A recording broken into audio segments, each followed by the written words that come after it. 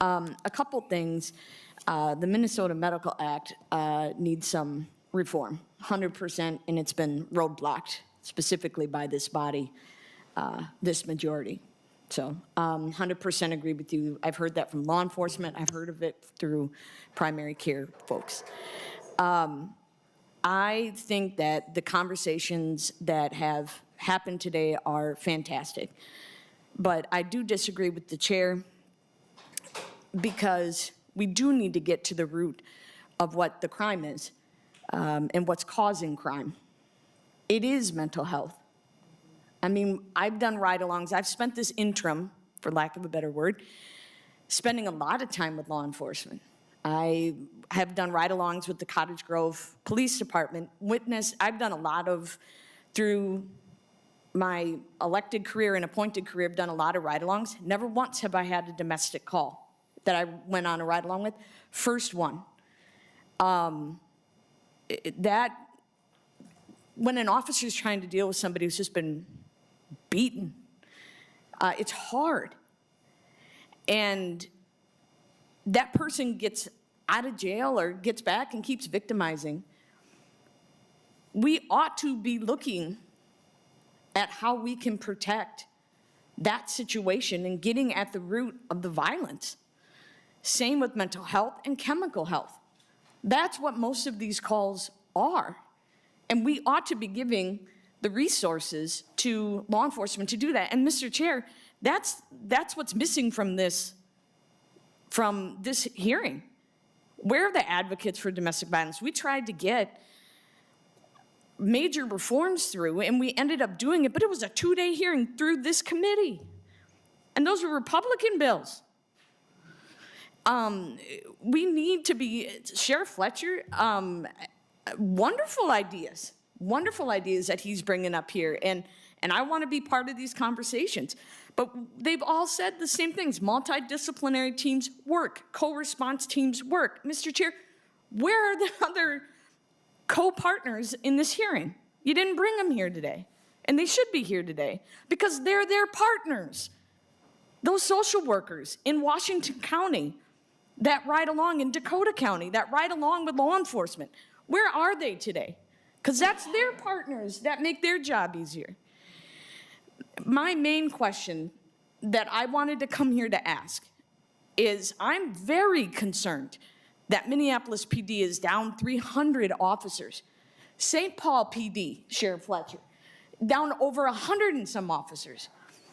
I would like one of the very excellent testifiers to answer a question for me. What can we do as legislators besides not shifting local government aid from Minneapolis and St. Paul to other areas, which has happened last session?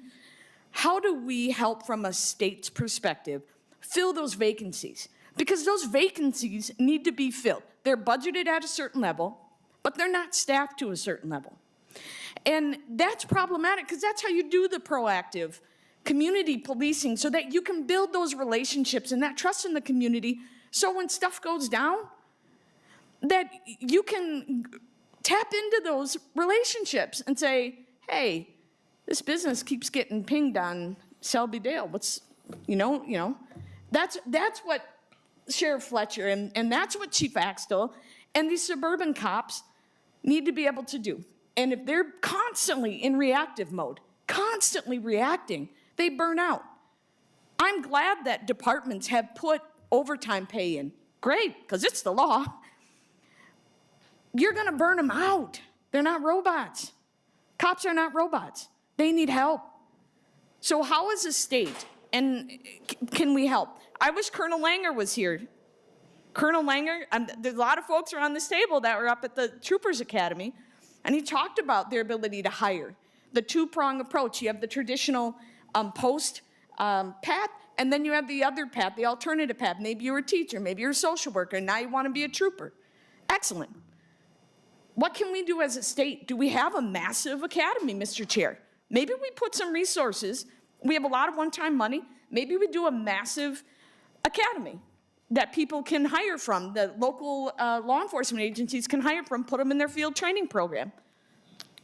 I guess I would like some thoughts and suggestions from either Sheriff Fletcher or any of the other law enforcement folks up here to talk about how we can help close that gap of the staffing so that we can do proactive policing, so that we can do community engagement.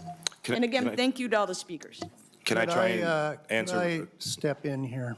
The focus of this meeting was law enforcement, difficulties of law enforcement, what they're experiencing right now, and the failure of some prosecutors not prosecuting. We're getting a little far afield from on the subject matters here, Bigham. I had just given a warning of 10 minutes. You've used up the committee time for 7 minutes talking about a wide variety of issues outside of that scope of the meeting. So I hope we can stay focused on the subject. Mr. Chair, I got the whole day off, so I'm good. Do you have a question regarding the scope of the meeting? Well, I have a lot of questions about the scope and how narrow it is, because it's not going to get us where we got to go. But I believe that the suggestions that Sheriff Fletcher and the other chiefs have proposed deserve more merit and more discussion. And one of those is being understaffed. This isn't the John Choi show. This is a Judiciary Committee and Transpo Committee, Mr. Chair. So I would ask that the sheriffs, how we can help better staff as a state, give you resources or whatever you think to better staff and fill that gap so you can do community policing and proactive policing.